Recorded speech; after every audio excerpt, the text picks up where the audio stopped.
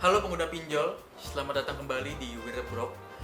Di video sebelumnya kita udah ngebahas hutang itu ada apa saja, produktif dan konsumtif, dan gimana caranya kita mengelola hutang dengan lebih bijak daripada sebelumnya, gitu loh. Kalau misalkan lu belum nonton video itu dulu, baru nonton video ini. Di video kali ini kita akan ngebahas tentang POV atau sisi lain dari hutang.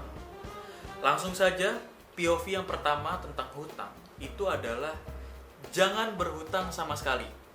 Ya, lu nggak salah dengar. Kemarin kita ngebahas tentang gimana caranya mengelola hutang dengan bijak. Video kali ini kita menyarankan untuk lu tidak berhutang sama sekali gitu. Kenapa? Karena hutang itu adalah beban bagi penghasilan lu setiap bulannya gitu loh.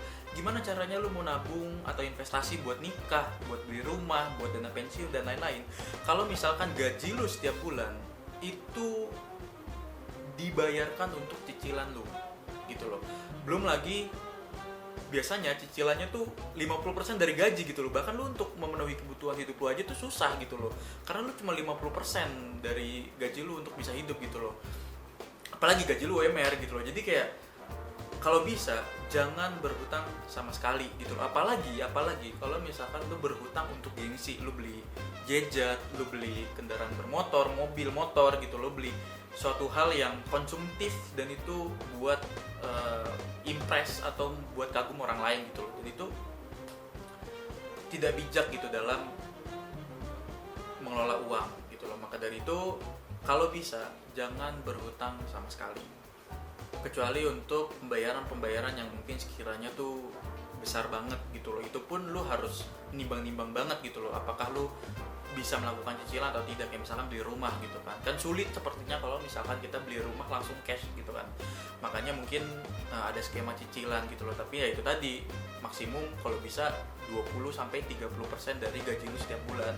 Jadi lu masih punya ruang untuk memenuhi kebutuhan hidup lu lah gitu. Jadi jangan berhutang sama sekali. Kalaupun misalkan berhutang, ya berhutanglah dengan bijak.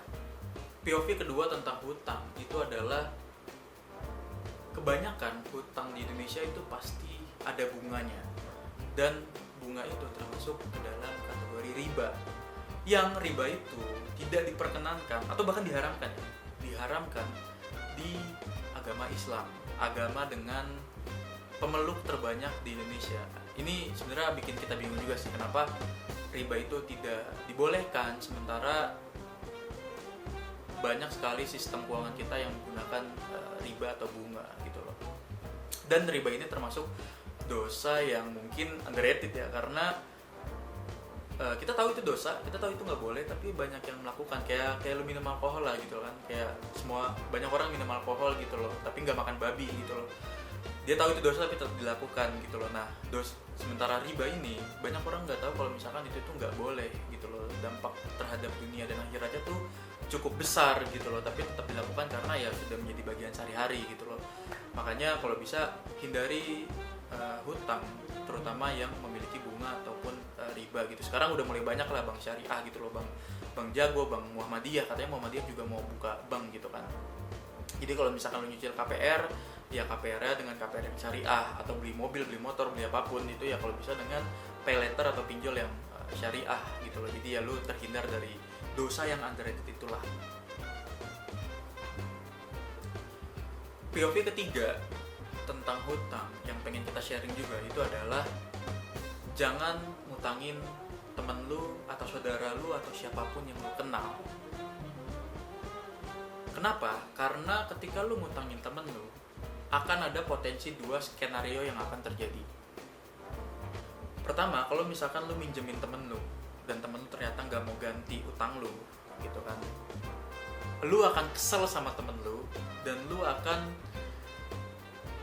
menjauh atau bahkan menjelek-jelekan temen lu gitu loh, yang mungkin sebelumnya lu dekat, mungkin sebelumnya lu ngobrol nongkrong tiap minggu atau tiap bulan gitu loh, tapi karena dia nggak bisa bayar utang lu dan lu kesel gitu kan, akhirnya lu malah menjauhkan diri, atau ya lu bahkan ngejelek-jelekin temen lu yang punya hutang itu gitu loh. Lu bakal makan hati sendirilah gitu loh. Nah, itu skenario pertama yang bisa jadi kejadian. Skenario kedua, yang kalau misalkan lu minjemin temen lu dan temen lu nggak bisa ngeganti nih, misalkan temen lu telat bayarnya atau bahkan nggak bisa ngeganti sama sekali gitu loh, dan lu pun nggak apa-apa nih, lu minjemin temen lu gitu kan, nggak diganti pun nggak apa-apa gitu loh. Tapi bisa jadi temen lu akan merasa nggak enak ke lu dan akan menjauh juga gitu loh. Dia nggak enak ke lu karena nggak bisa ngeganti hutangnya dan nongkrong jadi awkward gitu kan. Jadi dia akan menjauh dengan sendirinya, dia akan menjauhkan dirinya sendiri gitu loh. Padahal lu nggak apa-apa nih, lu udahlah nggak apa-apa, namanya temen deket nongkrong bareng, tapi nggak ngeganti ya dianya yang nggak enak, kitanya mah santai gitu kan. Jadi skenario dua-duanya itu tidak memberikan hasil yang menyenangkan gitu loh di lu dan temen lu gitu loh. Hubungan lu dan temen lu itu rusak cuma perkara duit, dan itu ya sangat disayangkan aja sih gitu loh kalau misalkan perkara itu gitu loh. Padahal mungkin ya bisa ada jalan tengah.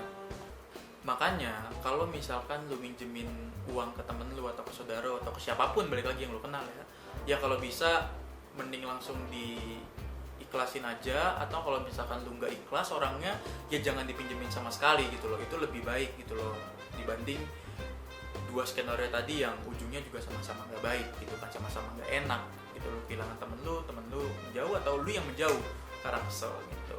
Oke, itu aja POV tentang hutang. Dan kalaupun misalkan nanti kita dapat inputan atau dapat insight tentang hutang, kita akan bikin video lagi di part 2 nya. Itu saja, sampai bertemu di video selanjutnya.